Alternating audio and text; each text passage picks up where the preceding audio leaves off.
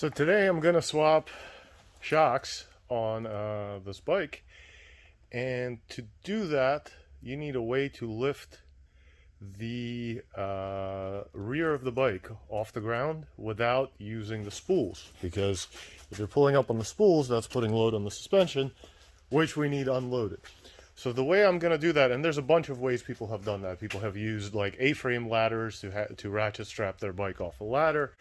People have hung their bikes off the ceiling. People have done all sorts of things. But what I'm going to do is I'm going to use a Canyon Dancer strap for tying down the bars and a wheel chock, because I already have all this. And then I'm going to use the jack by scissor jack by the belly to lift it up.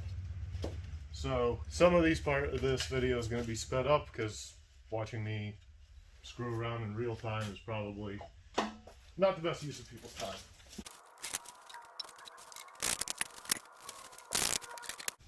So I'm using a regular car scissor jack and a block of wood.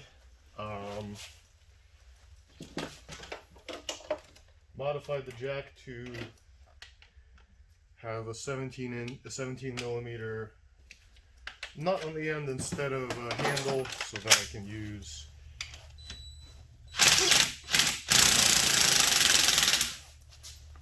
high quality jack right there. And I'm just putting a piece of wood. I'm putting it on the flat part of the motor towards the back.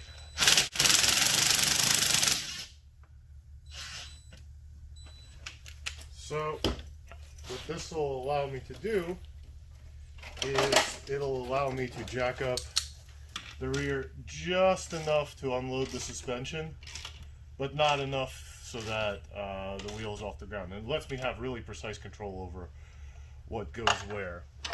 So all you really need for this is a couple of 14 millimeter sockets and a couple of 17 millimeter sockets. If you notice, I already took off the triangle cover. Well, I didn't take it off; it was off because winter storage. But all that we really need to do is get this bolt out, and then get the dog bones disconnected, and then get the bottom bolt out.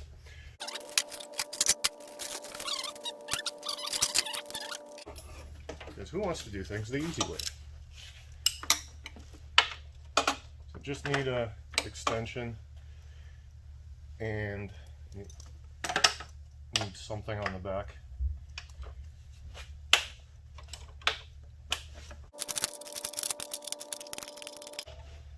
All right, top bolt is loose. Grab my 17 wrench and do the dog bone.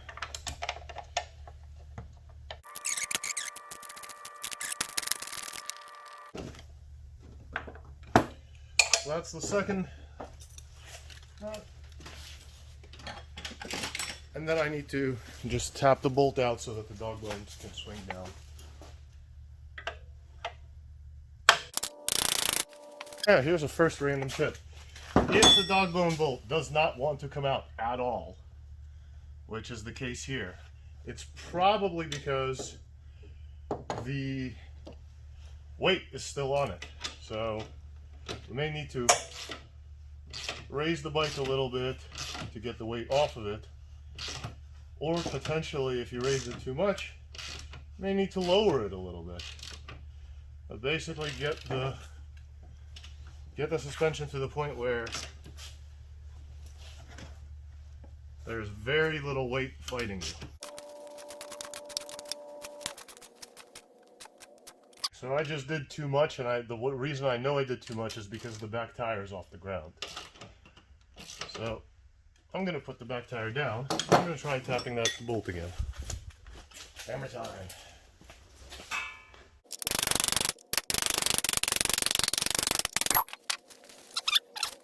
Of course, I punted it into the 8th dimension, but now I have access to the bolt that holds the bottom of the shock. And on stock, on Penske, and on Öhlins shocks, how do you pronounce Öhlins? Öhlins? Öhlins? I don't know. Anyway, on stock and on Öhlins shocks, it's just a bolt. There's no nut. The nut is part of the clevis on the shock. And once you pull that out, the linkage swings down, and then you can pull out the top bolt, and the whole thing comes down. Maybe. It may be a little frictioned in there. Oh, it may need some shaking or some crowbar persuasion. Let's see what I can go against. Conveniently on 03s, there's this crossbar on the bottom that I should be able to use as a leverage point. So, persuaded out the old shock, swapping one Öhlins for another. Go figure, whatever. And now I can put on the new one. Now, a couple of things you do want to do before putting on a shock. You want to make sure your preload is set to where you want. It's harder to do later. I don't know where I want it on this shock, so I'll have to play with the sag measurement later. And that the height adjusters are set to where you want them. So in this shock's case, I'll just use the tape measure. This shock is actually a good 10 millimeters shorter. This shock is a good 10 millimeters shorter than the one I had on the other than the old one that I had. The reason for that is most likely this is a 303 with a height extender, a height adjuster. This is the 606-1 or whatever that has the height adjuster all the way back. So I'm gonna grab a couple of 19s. I think they're 19s. Nope, they are not 19s. I'm gonna grab a couple of whatever size these nuts are. And unfortunately, the only wrenches I have in that size are adjustables, and I am going to loosen the adjuster bolt, adjuster nut, and then turn the clevis to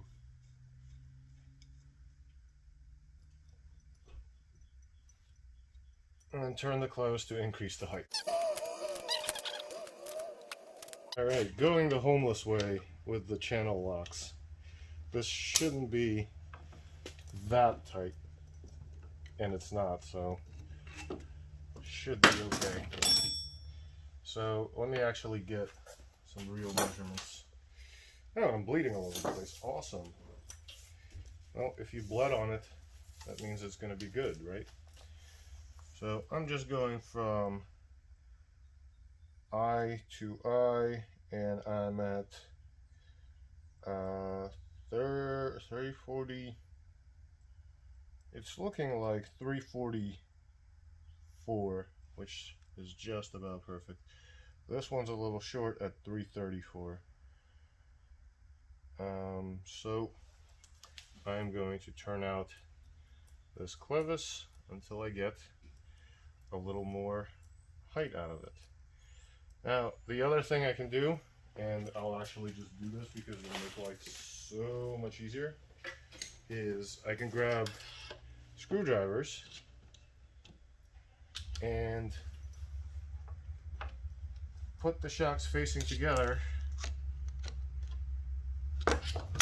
Might need a longer screwdriver. As usual, the utmost care and planning goes into these videos, so if I run into something, that's on me. Just about right. The thing with height adjusters, you do want to make sure that you leave plenty of thread in here, because if you only leave a couple of threads, that's going to break. Then you'll be shopping for a replacement clevis. So let's measure that now that I have it kind of cinched down a little bit.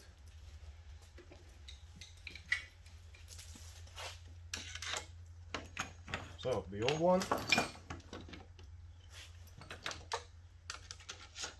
screwdriver to screwdriver. World's most precise measurement instrument, the screwdriver. From screwdriver to screwdriver on center is 344, which is exactly what I want. I don't want to change my geometry. I just want a better shock with more adjustability. So let's see what our measurement is on this one.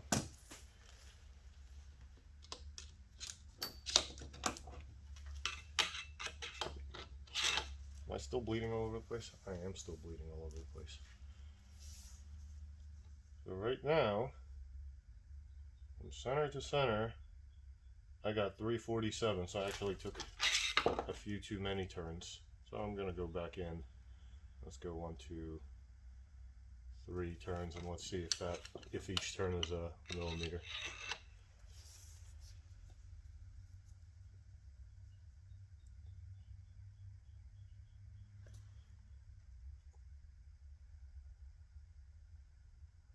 I am nothing if a precision shop. Alright, so I guessed right, or at least it's ballpark. So now I need to tighten this back down. We'll use the Homeless Mechanics tool set. Probably buy whatever size that is in actual wrench. And now I'll be ready to install it. So installation is just the reverse of everything we did on the way out. And here I hit my first snag. The exhaust is in the way of the reservoir coming up from the bottom. So I'm going to try to snake my way in from the top. And this is why the hard-mounted reservoir is not a popular choice for these shocks. It makes it a pain in the ass to get them in and out of the bike. The remote reservoir would have been infinitely easier. So there's no way I can go through the bottom. Just gonna wiggle around the top until I get somewhere. Or until I get stuck. Or maybe I need to pull the entire exhaust off to make this happen. So, for the sake of the video, I'm going to put the other shock back in. Hey, look! I did absolutely nothing. I removed and reinstalled the same part. Quality content. Alright, so to reinstall, same thing. Go and get the top in. This one takes a little bit of a rubber mallet.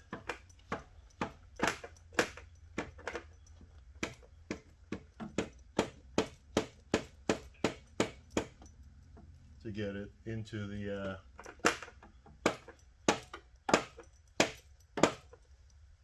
mount on the frame.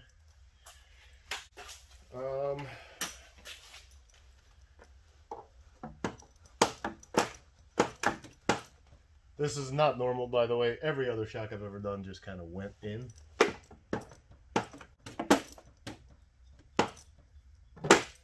And I suspect that this one went in at some point easily.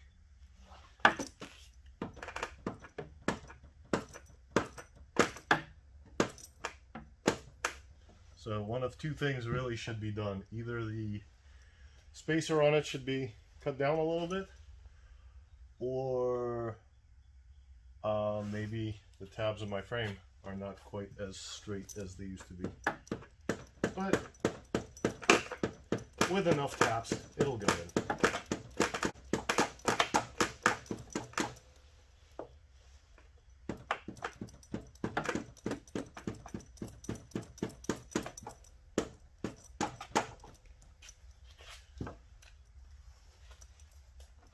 I don't even honestly know why I'm doing this. because I just need to figure out how to do the other one.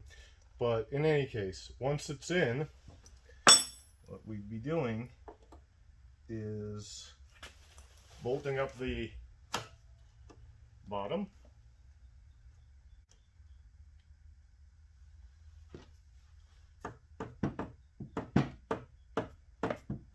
Also takes a little bit of tapping.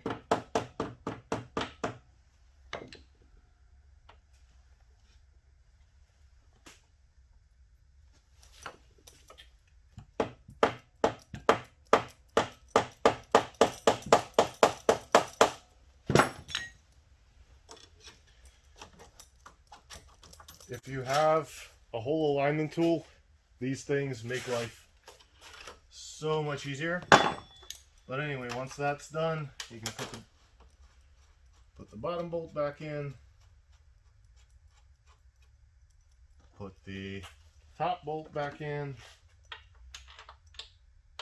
So the bottom one is, there's no nut, the nut is part of the clevis. The top one, there is a nut that goes to it, so it'll go like that. Screw them together, and then the last thing would be getting the dog bone set. And what ends up happening with setting the dog bone is either the hole alignment tool will help you get it so that the holes line up, or if that's not working, going up and down on the jack will definitely help get the holes lined up.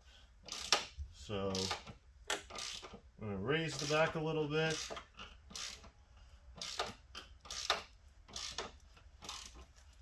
Until the holes are nice and aligned, and then I can shoot the bolt through it.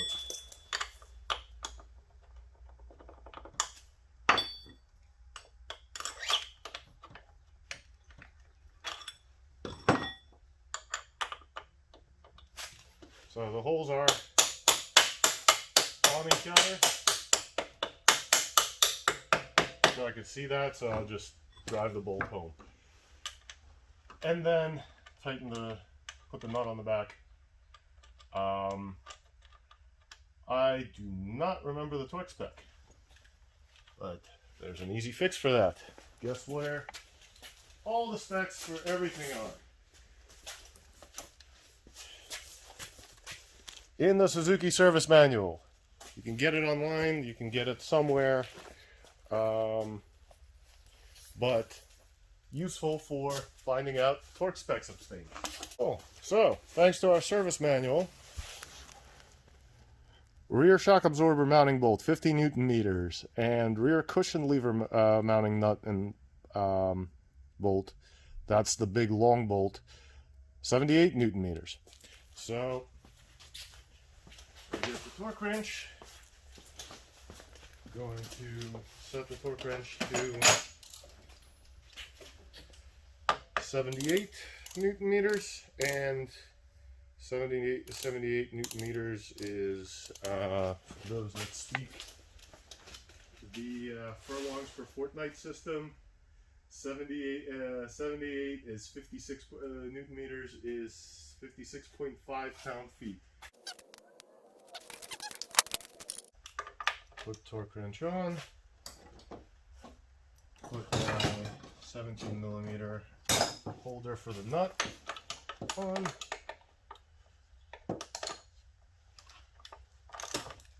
and start ratcheting, and start bleeding all over the place. This is normal, this is Tuesday.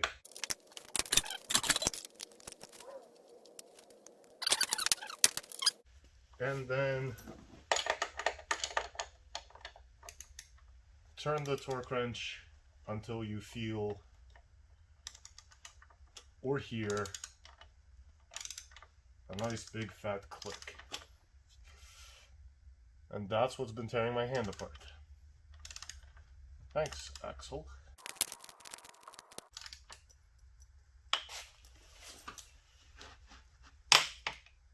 So you hear that big, fat, loud click? That's the torque wrench saying it's at the specified torque. So now that's torqued. I still have room to do this one. This one takes 50 newtons.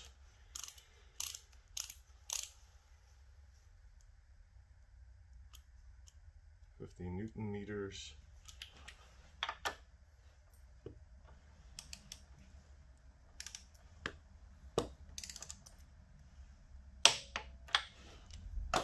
And that would be it as far as installing a shock. Now, of course, I still need to hammer that top in because it's not fitting. But also, this is not the shock that I want to install. I just put it back in to show you what installation would look like. So I hope this helps somebody. Any questions? Any complaints about me not using the standard system? Give a shout. Additional pro tip, which I should follow myself, but it's probably a good idea to wear gloves when working on stuff. It's also probably a good idea to have band-aids that aren't all dry rotted. So the band-aids that I managed to find in the shop were stuck to their wrapper and didn't stick very well. So electrical tape it is. Now, just in case I do succeed at this somehow, I'm just going to keep rolling. And maybe I can actually get the correct shock in on the second attempt.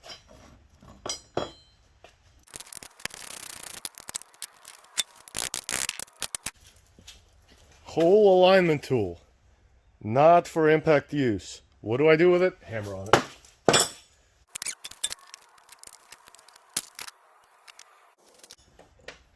Well, the best thing I could come up with, remove the exhaust. Luckily, it's just springs holding everything on. So it shouldn't be too hard to do.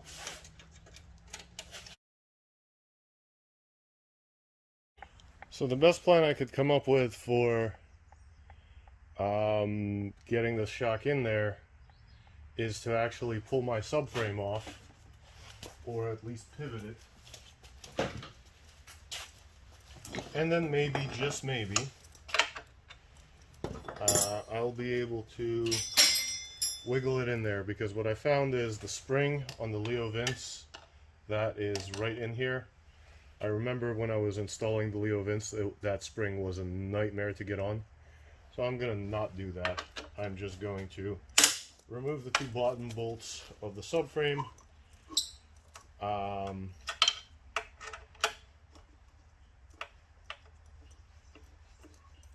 Remove the tank off its mount. No, I shouldn't need to do that. Remove the bottom two bolts, loosen the tops.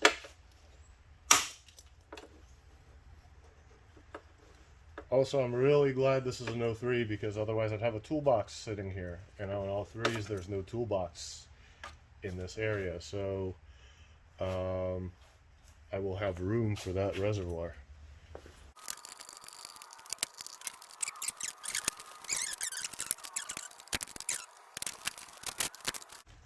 All right, we have the world's most aggro tail SV. Should probably just extend this swing arm, or extend the subframe, screw around with the seat until it fits, and then ride around with the tail jacked up to the moon. Yeah, don't do that. I'm just going to see if I can snake the shock in now. Because I have a little more room now. What I don't have is many hands. Also, if you had hung the bike up from the ceiling by the grab bar, this would not have been an option. So you'd have to invent some other way to do this. Hey, check it out. It fits. So now I get to bolt everything back up.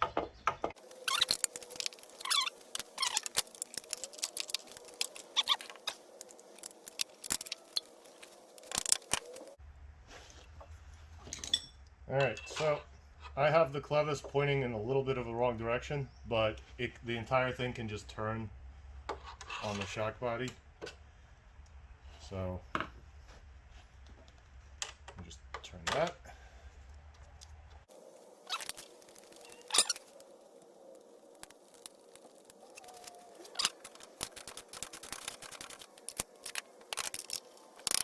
Put this bolt in, drive it home, put the nut on.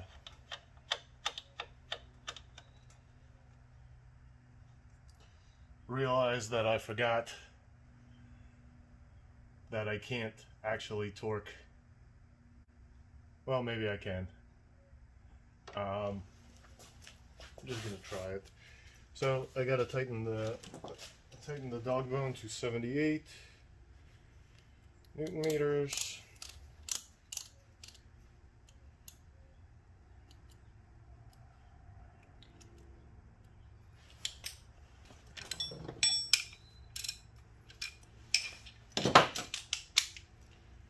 Goodbye, knuckles.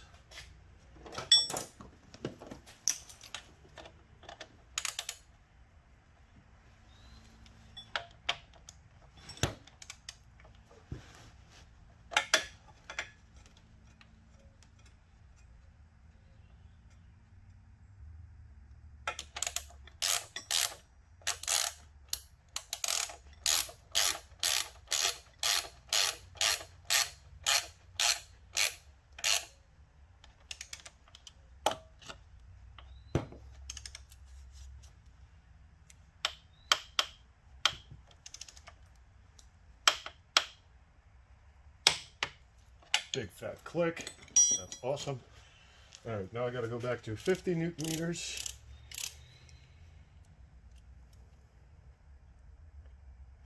And I am going to see if raising the bike a bit gives me the room to torque down the shock bolt. Raising it did not help, so now we will lower it.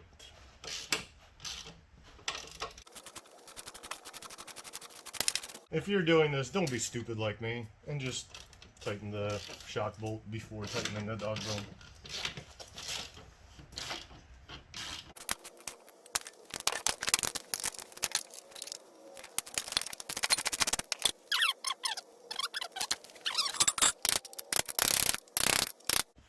It does not want to go.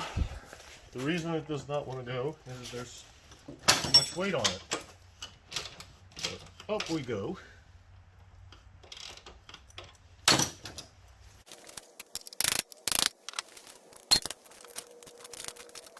When you get the height and weight balance just right, things just slide out. Up we go. Alright, 15 Newton meters on the bolt. On the bottom shock bolt.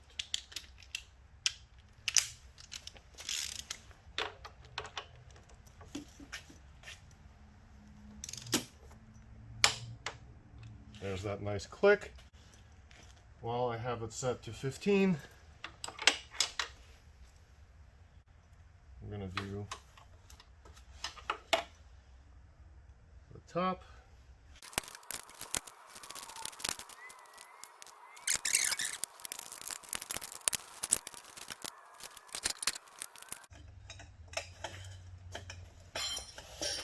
Alright, so on the back side of the bike, I've got a cheater pipe, an extension, a socket, a ratchet, and all sorts of bullshit. But now I can reach both, and there's my 50 Newton click. So, top is done. Check the bottom one more time. I think I did it. I did. And now go back up to 78 Newton meters and do the dog bone for the 17th time now.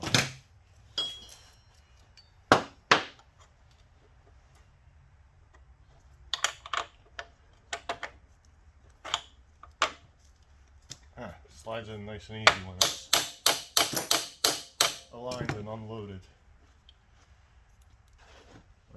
Spoke too soon. Where's my hammer?